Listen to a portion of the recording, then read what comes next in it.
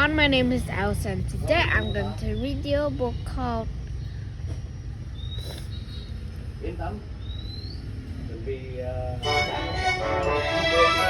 Daddy Longlegs, Chapter 23, Christmas with Julia.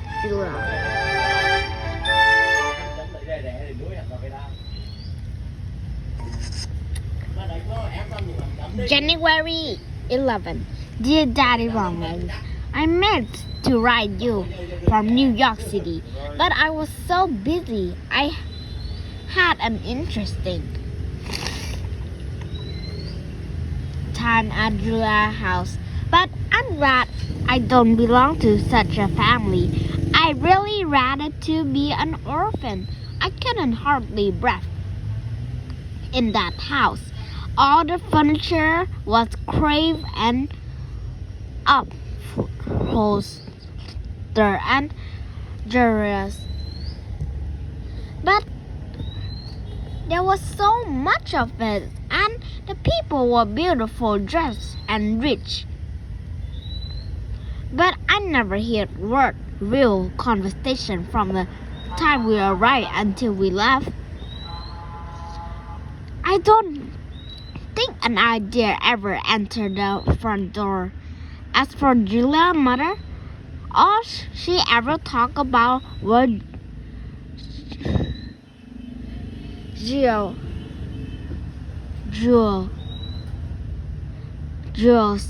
and dressmaker and social engagement.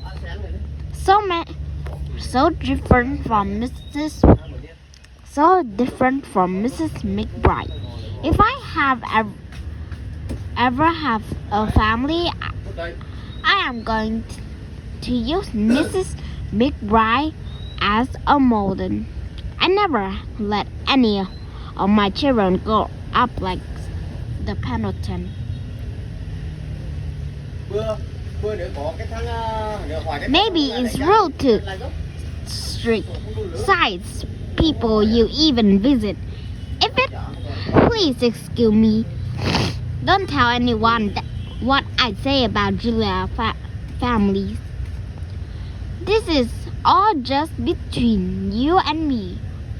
I only saw Jervis once. He came for tea one afternoon. I didn't have a chance to talk to him alone because Julia and her family were there. Hello, Miss Abbott, he says very formally. How nice to see you again, Mr. Pendleton, I replied. Then we sat across the room from each other like we never met before.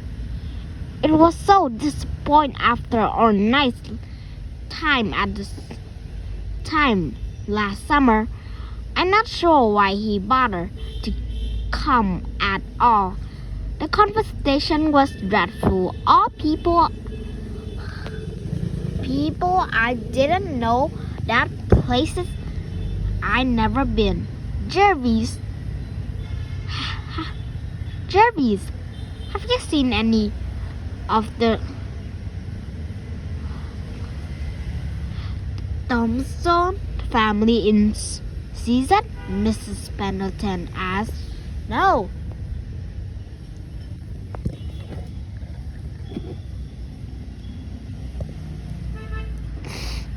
The Thompson have such a lovely home for 50th Avenue, she says to me.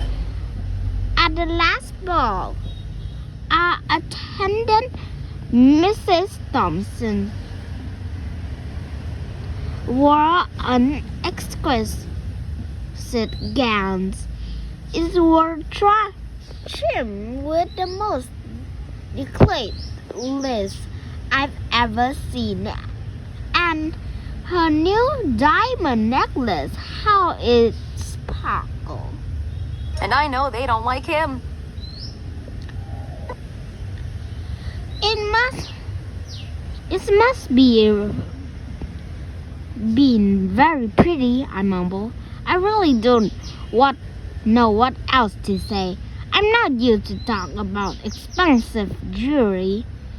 As I sip my tea, I look at Jervy over rim of my fine china cup.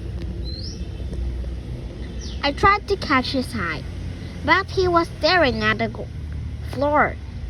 He looked miserable.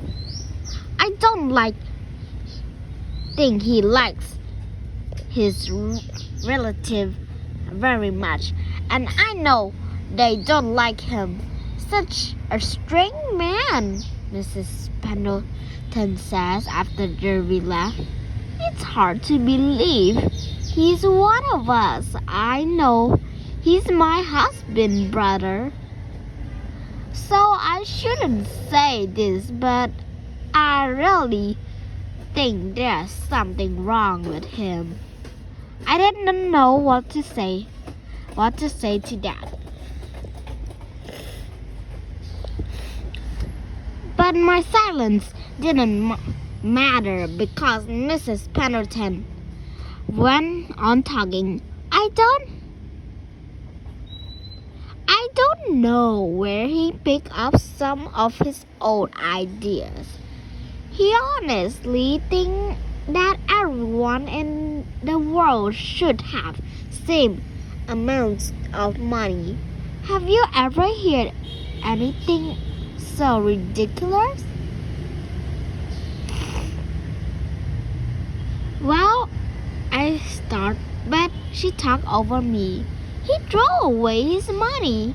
He's always tried to help the poor, as if they could be helped. Well, that got a reaction from me.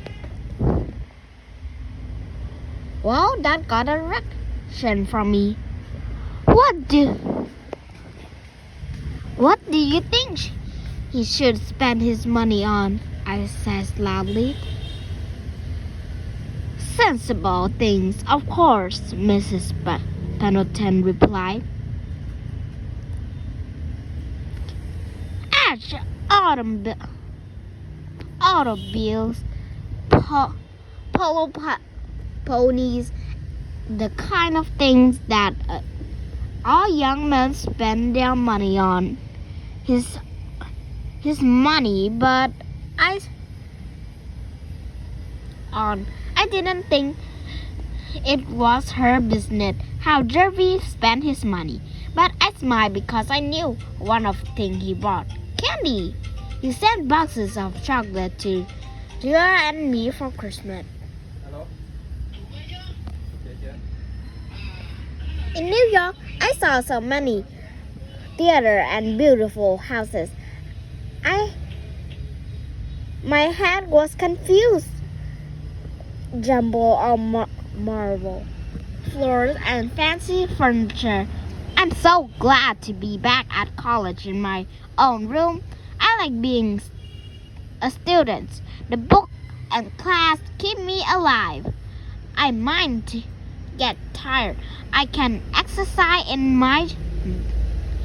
the gym or outdoors. And I have a lot of nice things, nice friends. Some events we do nothing but talk. We go to bed thinking we're solved all the world's problems, and we do like to laugh at each other's jokes. I think I've discovered the secret happiness. It's approaching the little things in life, like talking with friends. I'm going to enjoy every second of my life from now on. Yours ever, Judy. February 11. Dear Daddy Longlegs, that this is so short. It's not a letter, it's just a note to say I write a letter when exams are over. I have have to do well to keep my social ship. You're studying hard, Judy.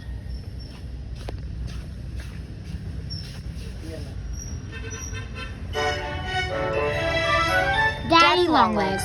Chapter 24. Learning to swim.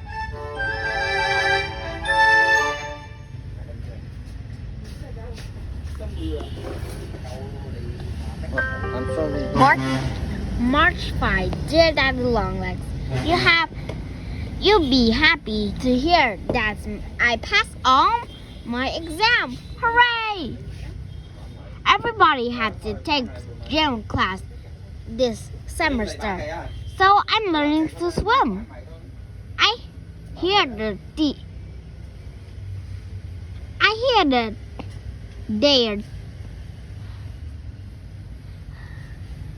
they're teaching swimming a new way, I said to Sally. We're sitting in our study, drinking tea. But before I can go to class, I need a bath suit. What will I find? Find one this time of years. Sally stood up and went into her room. She came back holding a blue wool bath suit. Right here!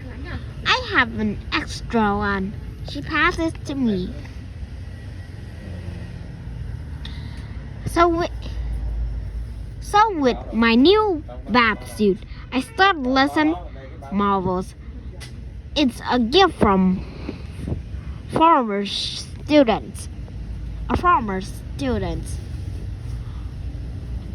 At all start of class, we all sat along the edges of the pool.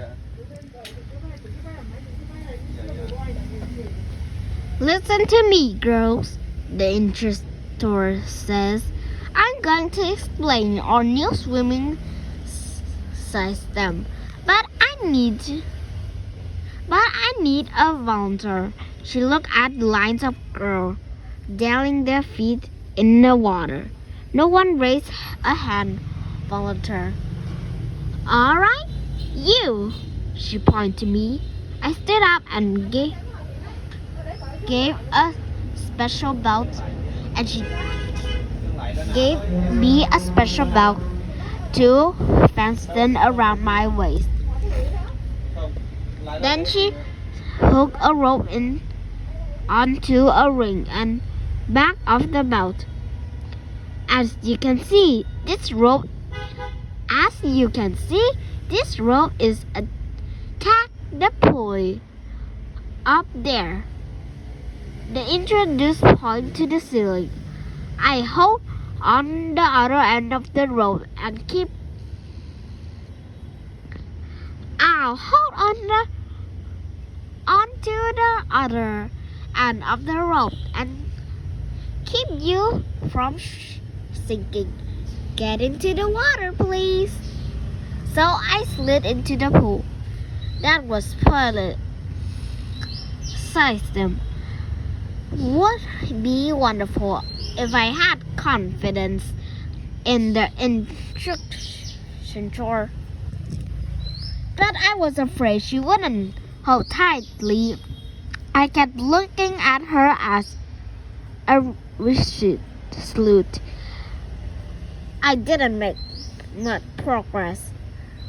They're always next week. Yours, Judy. April 24. Dear Daddy Longlegs, spring has finally arrived. You should see how the beautiful campus is. I think you should come and see it for yourself. You could also see me while you're here. But you shouldn't tell me in advance when you're coming. Last Friday, Jerry dropped in again, but he chose an inconvenient time.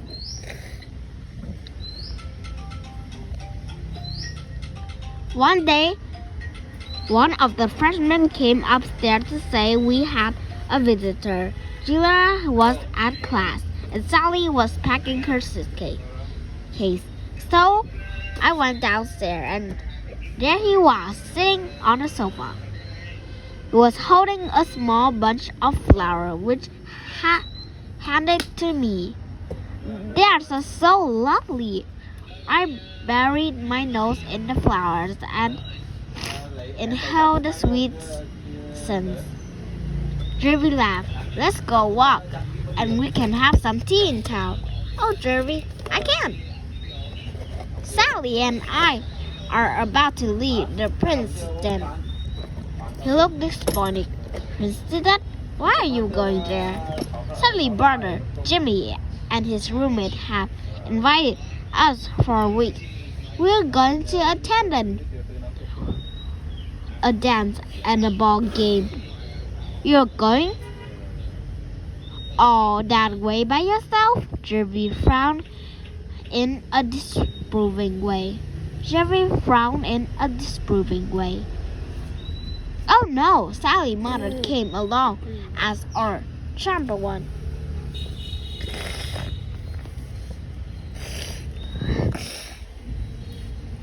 Jerry was still frowning, but there was nothing I could do about that.